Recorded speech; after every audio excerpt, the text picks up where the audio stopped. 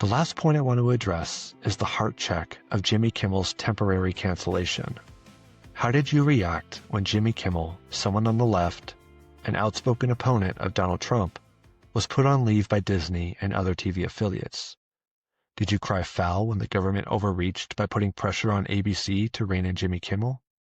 Did you say it's an infringement of Kimmel's freedom of speech? Were you as outspoken when someone you disagreed with was shot and killed for exercising their freedom of speech? Or on the other side, did you celebrate when Kimmel's show seemed to be canceled, but are quick to decry the cancel culture of the left? Freedom of speech isn't just there to protect speech that you agree with. It isn't enshrined in the U.S. Constitution exclusively only for those who vote the same as you. This right was assured to us by the constitutional fathers to protect all speech, the speech you don't agree with, and for the people who otherwise wouldn't have a voice.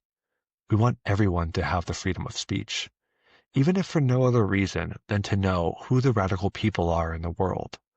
The ones who think it's virtuous and worthy of celebration to have someone who thinks differently murdered. The ones who think because someone has a different skin color than them, that they are inherently superior.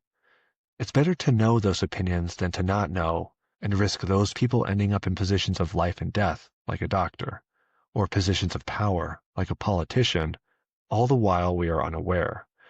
We want to know what's in people's hearts and their beliefs. And what better way than to let them freely express those ideas? My final thought regarding Jimmy Kimmel is we should all be unified in the conclusion that the government putting pressure on private companies or its citizens to shut down speech they don't agree with is unacceptable and un-American, even if you are politically on the other side of the viewpoint that's being censored. Because as much as you may like it when speech is shut down from a person you don't like, what happens when your team is out of power? And rest assured, that day is not far removed. The other side will have their day to exercise that same power. What happens then, when the precedent has been set that the American people are okay with the freedom of speech being limited or even taken away from people? Well, you'll be sure to find out, as you will eventually be the other person, the one whose opinion and voice the majority doesn't want to listen to, and you will be silenced. Don't get swept up with what seems like a shifting wind in culture. Freedom of speech is inalienable and should always be regarded as such. I'm sure there are a lot of holes in this episode in what I said. All I know is that time and time again, we have seen examples where hate only invites more hate. It isn't until someone introduces love and compassion into an equation that circumstances de-escalate. And when we do see something like that, I guess I'll only speak for myself, it stirs something in me.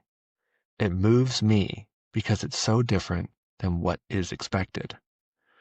When Erica Kirk, Charlie Kirk's wife, didn't condemn her husband's killer, people were caught off guard. It caused people to look at their own lives. I saw several posts from prominent people saying when they heard Erica forgive her husband's murderer, it caused them to forgive someone in their life who they've never been able to forgive.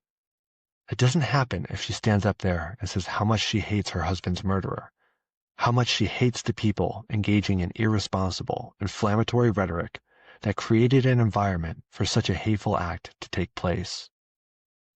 Perhaps that's what people expected her to say, so when she didn't, when she was met with hate and greeted it with loving forgiveness, it changed the path we were on. Only love can overcome hate. Her act of forgiveness charted a new path forward towards healing. Not one filled with radical rhetoric, but one with radical love. It doesn't mean that she wants her husband's killer to be set free. It means that she isn't going to carry around hate in her heart. I think it's that radical gesture that offers healing and a way to move forward that isn't paved in hate. If you're a Christian, I believe this can be a framework on how we should respond in the wake of this turning point. If you're not a Christian, but you have love in your heart and want to see reunification in our country, then I think what I laid out is a good place to start. Thanks for listening, everyone.